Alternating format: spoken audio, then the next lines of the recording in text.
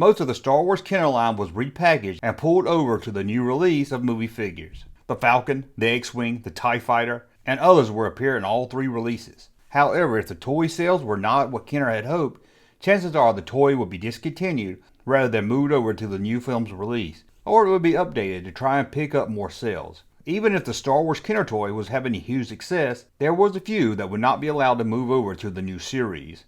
The Kenner Star Wars Death Star playset, which sold very well in its first year of release, and with a plan to have more toys in the first 2 years of Star Wars for the Empire Strikes Back line, Kenner felt it was best to just move on, and they discontinued the playset.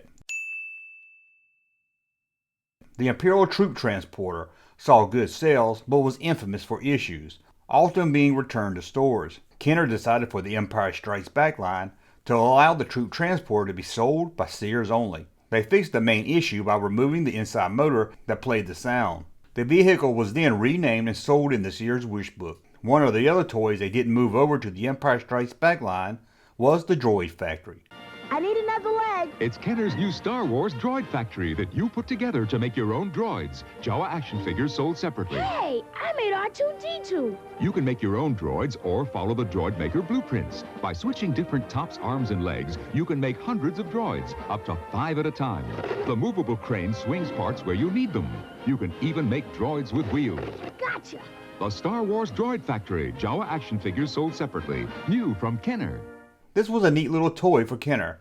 You could build your very own droids, even R2-D2 with a 3rd leg. But sales for this playset was not what Kenner had hoped. A lot of kids didn't really seem to take to this playset, or see it as part of the action figure line. It wasn't based on anything seen in the film, and other than building the droids, it had very little play value. Some of the already produced stock was repackaged in the Empire Strikes Back box. When it was time to bring toys over to the Empire Strikes Back line, Kenner wanted to update the Droid Factory, hoping a little more fun could get kids into buying it.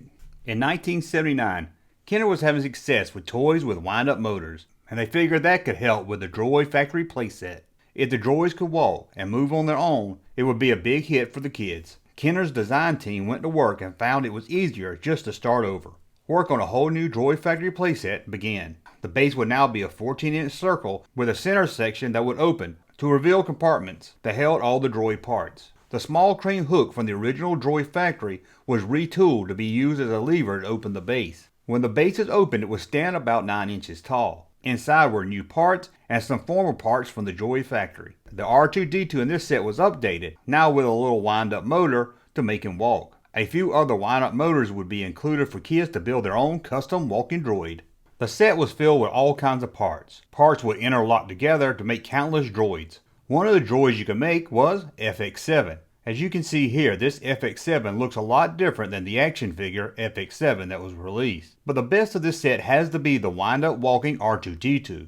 There had already been a wind-up R2 in the foreign market, but this would have been a nice little addition to the set. The planned update for the all-new Droid Factory was cancelled. After Kenner's costing looked at how much the playset would cost to produce and how much it would need to retail for to make a profit, they found that it would cost Kenner about $15 per playset due to all the motors and small parts, and that would require a price tag of around $30. That's about $60 today. A price tag that was way too high for Kenner, so the playset was cancelled. The prototypes seen in these photos are now in a private collection. It's amazing that a prototype playset with so many small parts survived to be taken in by a collector. Well, that's a look at the planned second edition of the Droid Factory. I want to thank you for watching. As always, please subscribe to my channel, thumb up so I know you like my content, and we'll talk again soon. Junkman. Thank you, sir, for that unsolicited testimony.